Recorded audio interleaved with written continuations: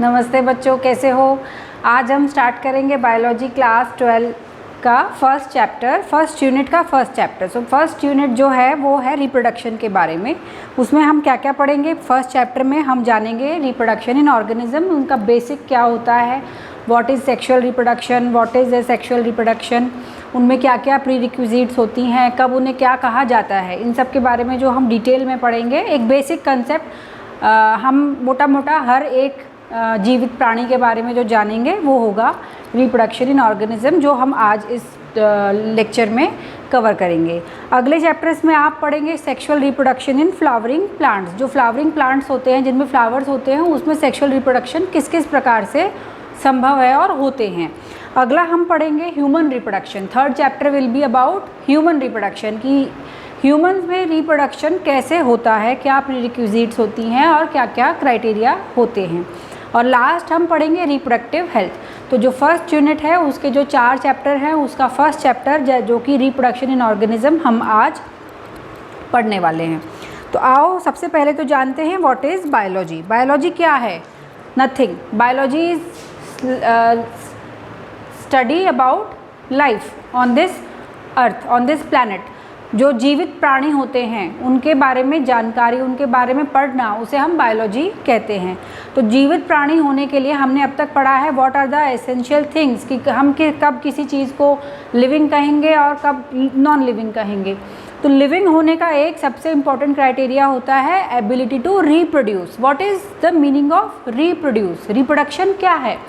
Reproduction हमने देखा है हर जीवित प्राणी जो इस संसार में आया है, चाहे वो पेड़ हों, चाहे वो जानवर हों, चाहे वो इंसान हो, चाहे वो बैक्टीरिया हों, सबका अंत निश्चित है। कभी ना कभी उनका जीवन का अंत निश्चित है। तो उन एक पर्टिकुलर जो जीव है उसका अंत निश्चित है। तो ये अंत अगर निश्चित है तो फिर लाइफ हमारी कंटिन्यूटी में कैसे रहती है? क्योंकि हम रिप्रोड्यूस करते हैं। What is the meaning of reproduction? एक कुर्सी में से कुर्सी नहीं निकल सकती, एक टेबल में से टेबल नहीं निकल सकता, एक मोबाइल में से मोबाइल नहीं निकल सकता, लेकिन एक जीवित प्राणी में से दूसरा जीवित प्राणी निकल सकता है। वही है रिप्रोडक्शन। तो हम अपने जैसे और जीव बनाते हैं और इस दुनिया में लाते हैं। तो दिस इज़ रिप्रोडक्शन। ये सब में होता है, चाहे पक्षी ले लो, चाहे जानवर ले लो, you take animals, humans, plants, whatever, their reproduction is present in all living organisms. So हम इस रिप्रोडक्शन के बारे में पढ़ेंगे। अगर रिप्रोडक्शन नहीं होता तो अब तक लिविंग ऑर्गेनिजम्स समाप्त हो चुके होते। तो जो करीब आज से 100 साल 200 साल पहले जो इंसान थे या जो जानवर थे वो आज नहीं है, लेकिन उनके जैसे उनके जीन्स लिए हुए, उनके कैरेक्टरिस्टिक्स लिए हुए मिक्सचर होता रहता है। वो हम आगे के यूनिट में पढ़ेंगे अबाउट दैट जेनेटिक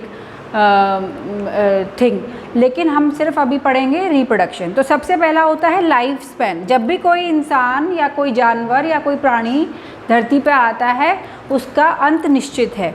तो उसके नॉर्मल धरती पे आने से उसके नॉर्मल अंत तक, एक्सीडेंट से कोई एक्सपायर हो गया, कोई मर गया, आपने कोई पेड़ काट दिया, उससे वो पेड़ कट गया, उसका जीवन समाप्त हो गया, नहीं, वो लाइफ स्पैन नहीं होता। उसका नेचुरल, वो नेचुरली कितने समय तक जिएगा, उसे हम क्या कहते हैं? Life span. So what is life span? Life span is the period from the birth to the natural death of an organism. Natural is important. कोई एक्सीडेंट हो गया, आपने कोई पेड़ काट दिया, तो वो नेचुरल नहीं है, ठीक है। आपने कोई स्प्रे करके ऑर्गेनिज्म को मार दिया, बैक्टीरिया को मार दिया, वो नेचुरल नहीं है। What is natural? जो अपने आप, वो अपना पूरा जीवन काल जी के और अपने आप एक नेचुरल मृत्यु को प्राप्त हो जाएगा। तो दिस इज़ लाइफ स्पैन। ये हर जानवर का अलग अलग होता है। सबसे बड़ी बात क्या है? ये एक एवरेज निकालते हैं कि कितना एवरेज होता है। कोई 10 साल जिया उसी स्पीसीज़ में, कोई 25 साल जिया, कोई 30 साल जिया। तो हम सबका एक एवरेज निकालते हैं कि एवरेज इतने से इतने साल तक ये एक प्राणी जीवित रहता है और अपना जीवन जीता है। तो उस जीवन जीने के दौरान वो अपने जैसे और ऑर्गेनिजम्स को बनाता है। So this is most important thing, कि जब वो अपने लाइफ स्पैन में होता है, शुरू में वो ग्रो करता है, एक रिप्रोडक्टिव एज ग्रुप तक पहुंचता है, फिर वो रिप्रोडक्शन करता है और फिर उसके बाद जब उसकी रिप्रोडक्शन करने की कैपेसिटी कम हो जाती है तो वो सेनेसेंस में जाता है और धीरे धीरे फिर कुछ समय बाद वो उसका अंत हो जाता है। तो ये एक चक्र चलता रहता है, बॉर्न, देन ग्रोथ के बाद रिप्रोडक्शन, रिप्रोडक्शन से दूसरी लाइफ निकल गई और वो अपना सेनेसेंस में जाके ख़त्म हो गया। तो फिर यहाँ पे ये दूसरा चक्र शुरू हो जाता है, इसी चक्र में से दूसरा चक्र निकलता है, तो ये एक तरीके से ज़िंदगी का चक्र चलता जाता है। और ये हमें समझने की बात है, अगर कोई रिप्रोड्यूस ना कर पाए तो जब रिप्रोडक्शन का रेट कम हो और उसके डेथ का रेट ज़्यादा होने लगता है, जब आपकी एनवायरमेंटल कंडीशन ऐसी होने लगती हैं कि वो स्पीसीज़ या वो एनिमल या वो प्लांट रिप्रोडक्शन कम कर पाता है, नए यूनिट कम बना पाता है, पुराने यूनिट अपने कम होते चले जाते हैं, तो हम क्या कहते हैं कि वो धीरे धीरे अपना एक्सटिंक्शन की तरफ जा रहा है। तो ये एक बहुत ही इम्पॉर्टेंट हमारा रिप्रोडक्शन जीवन के लिए, जीवन को बनाए रखने के लिए बहुत ज़रूरी है कि हम तो अपना जीवन जी लिए पर हमारे जैसा जीवन आगे चलता रहे। So life span is, note down what is life span, the period from birth to the natural death of an organism, it represents its life span. Okay, अब अलग अलग चीज़ों का अलग अलग लाइफ स्पैन होता है। जैसे mayfly, if you take mayfly, उसका life span is only 1 day, only 1 day. वो जब आप देखते हो जब गर्मियों का टाइम होता है, उस समय जब बरसात होती है तो हम देखते हैं हमारे घर के बाहर अगले दिन सुबह बहुत सारी पंखियाँ, छोटे छोटे पंख वाले, जो हम उन्हें पंखी बोलते हैं नॉर्मल लैंग्वेज में हमारी, हम क्या कहते हैं, वो बालकनी में या घर के बाहर छोटे छोटे छोटे छोटे पंख बिखरे रहते हैं। वो नेचुरल डेथ होती है। दे ग्रो, वो एक दिन में ग्रो भी हो जाते हैं, रिप्रोड्यूस भी कर जाते हैं और वो मर भी जाते हैं। तो मे फ्लाई का जो ये है life span, it is only 1 day. इसी तरीके से अगर हम बैनियन ट्री का देखें, बैनियन ट्री का life span is around 200 years. ऐसा नहीं है कि 200 साल बाद ये अपने आप मृत हो जाएगा, नहीं, लाइफ स्पैन है 200 ईयर्स। इससे भी पुराने आपको बैनियन ट्री मिल जाएंगे, लेकिन एक एवरेज लाइफ स्पैन जो हम बोलते हैं बैनियन ट्री का, बरगद के पेड़ का 200 ईयर्स होता है। पीपल का ज़्यादा होता है। पीपल का कितना होता है? 2000 to 3000 ईयर्स। पीपल का पेड़ 2000 से 3000 साल तक का लाइफ स्पैन होता है। इस लाइफ स्पैन में जितना लंबा उसका लाइफ स्पैन होगा उतना ज़्यादा ड्यूरेशन होता है कि वो भी बीच में रिप्रोड्यूस करता है। तो ये चीज़ ध्यान देने वाली बात है। पैरट, तोते का लाइफ स्पैन 140 ईयर्स होता है। तोते का, पैरट 140 ईयर्स। ये सब मैं आपको इसलिए बता रही हूँ क्योंकि एक तो ये आपके 1 लाइनर जो क्वेश्चन आएंगे उसमें आपसे पूछा जा सकता है, एमसीक्यूज़ में आपसे पूछा जा सकता है, और जो बच्चे नीट वगैरह की तैयारी कर रहे हैं उनके लिए भी ये चीज़ें इंपॉर्टेंट हैं एमसीक्यूज़ के। तो पैरट का 140 है, क्रो का कम है, हालांकि दोनों दिखने में इनका जो स्ट्रक्चर है, साइज़ है, वेट है, अगर आप देखेंगे तो दोनों का सेम होता है। क्रो का कितना होता है? क्रो का होता है करीब 15 साल, 15 ईयर्स। बर्ड्स में ईगल का होता है करीब 90 ईयर्स लाइफ स्पैन।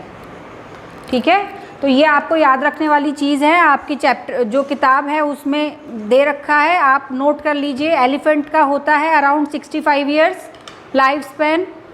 रोज़, जो आपके घरों के बाहर गुलाब के पौधे लगे होते हैं, उसका लाइफ स्पैन होता है 5 to 7 ईयर्स। और आप गमलों में लगाते हैं, तो गमलों में जब आप उसे लगाएंगे तो उसका लाइफ स्पैन थोड़ा कम होगा क्योंकि उसको नेचुरल हैबिटेट नहीं मिलता। जब आप उसको डायरेक्ट ज़मीन में लगाते हैं तो 5 से 7 साल तक वो अच्छे से खिलता है। डॉग का होता है अप्रॉक्सीमेट 20 to 30 ईयर्स। बटरफ्लाई का जो लाइफ स्पैन है it is only 1 to 2 weeks, 1 से 2 हफ्ता। वो जब लेकिन बटरफ्लाई की इम्पोर्टेंस देखिए, वो प्लांट के रिप्रोडक्शन में हेल्प करती है। कैसे? It is a agent for pollination. आपने बचपन से ये पढ़ते आए हो, तो वो प्लांट के रिप्रोडक्शन में बहुत हेल्पफुल होती है। क्रो का मैंने बताया 15 ईयर्स है। बनाना ट्री एक्चुअली वो ट्री नहीं होता है, आप आपने छोटी क्लासों में पढ़ा होगा, ट्री का जो तना होता है वो ब्राउन कलर का होता है, बनाना का कैसा होता है, ग्रीन होता है। So banana actually it is in normal language it is spoken tree, but अगर आप बायोलॉजी के टर्म से जाएंगे तो banana is not a tree. This is also MCQ question, you should understand this.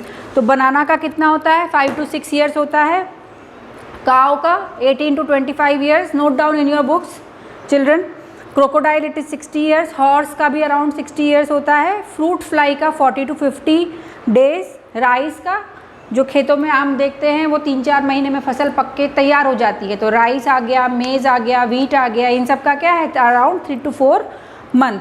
Tortoise का होता है 100 to 150 ईयर्स, बैनियन ट्री का 200 ईयर्स। अब आप ये देखो, note down there only in your book, लिखो एक तो मे फ्लाई का लिखो, इट इज़ 1 डे, ओके, और 1 डे किसका होता है, सिकाडा। और लिखो पीपल ट्री, यहाँ पे लिख दो आप साइड में, पीपल ट्री का होता है around 2000 to 3000 years, it may be asked in your MCQ। And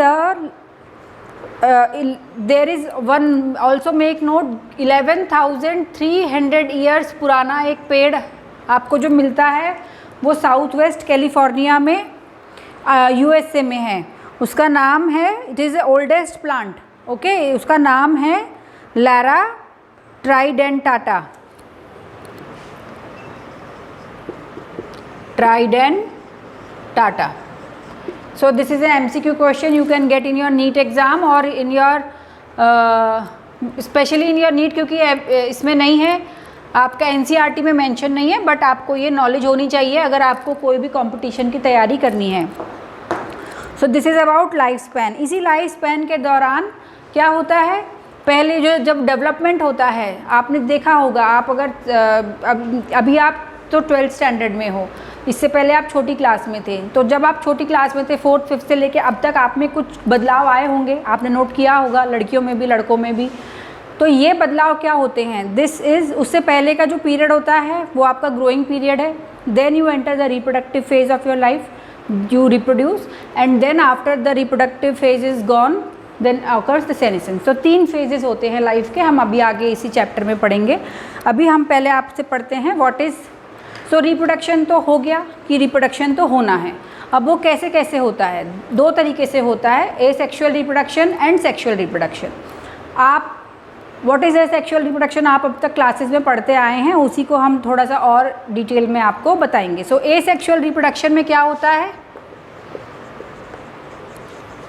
asexual reproduction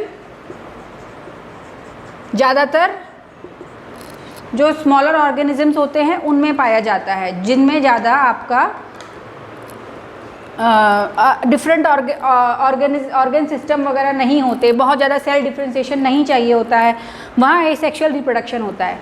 it means कि single cell in itself is capable of giving rise to another organism of the same variety. जिसमें 2 parents की ज़रूरत नहीं होते, male female parent की ज़रूरत नहीं होती है, there is no fusion of the gamete, so no sexual act is required, nothing, it is only asexual. जैसे अमीबा होता है, व्हाट हैपेंस, अमीबा है आपका सिंगल सेल्यूलर, उसमें क्या हो जाएगा, ये अमीबा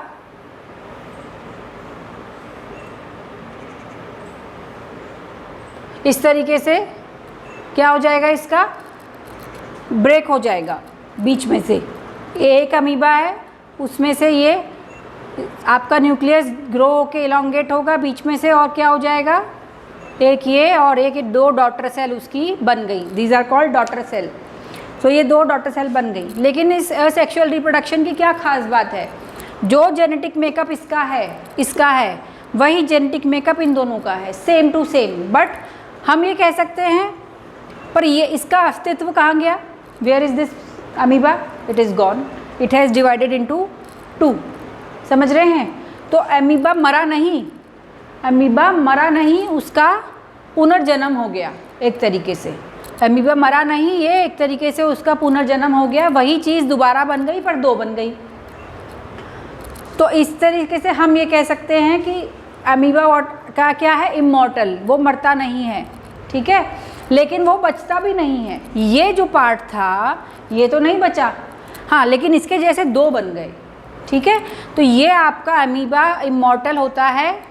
जो यूनिसेलुलर ऑर्गेनिजम्स होते हैं जो इस तरीके से डिवाइड करते हैं, you can say they are immortal, but technically yes they are mortal, because उन्हीं के में से 2 और अलग बन जाते हैं, है ना। जो चीज़ें, जिन चीज़ों के संपर्क में वो आया वो तो नहीं रहा, उसका तो अपना लाइफ स्पैन होके ख़त्म हो गया एक तरीके से, but yes it is immortal, क्योंकि वो दूसरे में बन गया। Same to same you can say this. So आ जाइए एसेक्सुअल रिप्रोडक्शन के बारे में अब हम पढ़ते हैं। अभी तो हमने ये पढ़ा, ये होता है अमीबा का, डॉटर सेल्स बनता है। तो ये बाइनरी फिशन हम इसको कह सकते हैं एक तरीके से, this is binary fission. Bye means 2 में टूट जाना, 2 में टूट जाना। सो दिस बाइनरी फिशन जो होता है, this is a type of asexual reproduction, it is found in amoeba. Example, now second is budding. अभी हमने देखा कि बाइनरी फिशन जो अमीबा में हुआ उसमें वो एक जैसे 2 सेल में बदल गया, बीच में से टूट गया। अब बडिंग क्या होती है, ज़्यादातर यीस्ट जो फंगाई होती है उसमें पाई जाती है। आपका ये यीस्ट सेल है, इसमें से एक छोटा आपका बाहर को निकल आएगा, ठीक है। ये क्या हो गया, बड बन गई। जो यहाँ पे जो आपका न्यूक्लियस था, थोड़ा सा न्यूक्लियस यहाँ चला गया, थोड़ा सा साइटोप्लाज्म ले लिया, ऊपर के पोर्शन से थोड़ा सा एक पार्ट निकल गया। कैसा है ये, दिस इज स्मॉल। तो ये क्या हो गया, ये हमने यहाँ देखा था बाइनरी फिशन में कि वो एक जैसे टाइप के सेल बन गए थे, एक साइज़ के। लेकिन यहाँ क्या है, जो पुराना बॉडी है, पेरेंट बॉडी है, वो इंटैक्ट है, उसमें से थोड़ा सा पार्ट निकल गया। इस तरीके से ये बडिंग हो गई। So this is budding, this is also a form of, और इसमें किसी और पेरेंट की ज़रूरत नहीं होती है। This cell is capable of reproducing. So actually this is a, these are all mostly what, these are cell division, but in smaller organism it is called reproduction, क्योंकि उसी के जैसे 2 बन जाते हैं। तो this you can say either it is cell division or it is reproduction. So cell division is a part, is a form of reproduction in unicellular organisms mainly. So ये एक बडिंग हो गया, ये किस में पाया जाता है, यीस्ट सेल्स में पाया जाता है।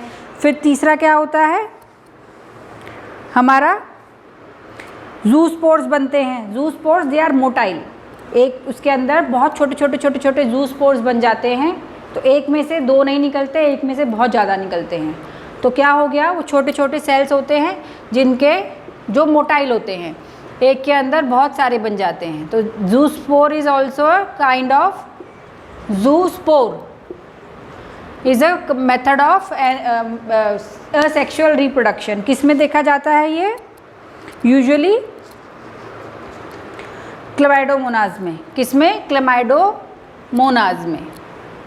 Okay, now what next, budding हमने आपको बता दिया। फिर एक होता है कोनिडिया, उसमें भी क्या होता है, जैसे बर्ड होता है, बडिंग एक बड़े में से छोटा सा निकल आता है, इसी तरीके से कोनिडियो स्पोर्स में होता है, वो छोटे छोटे निकलते हैं, ये फिर डिटैच हो जाते हैं अपने से और वो फिर अपना ग्रो करने लगते हैं। तो कोनिडिया किस में पाया जाता है, पेनिसिलियम में पाया जाता है।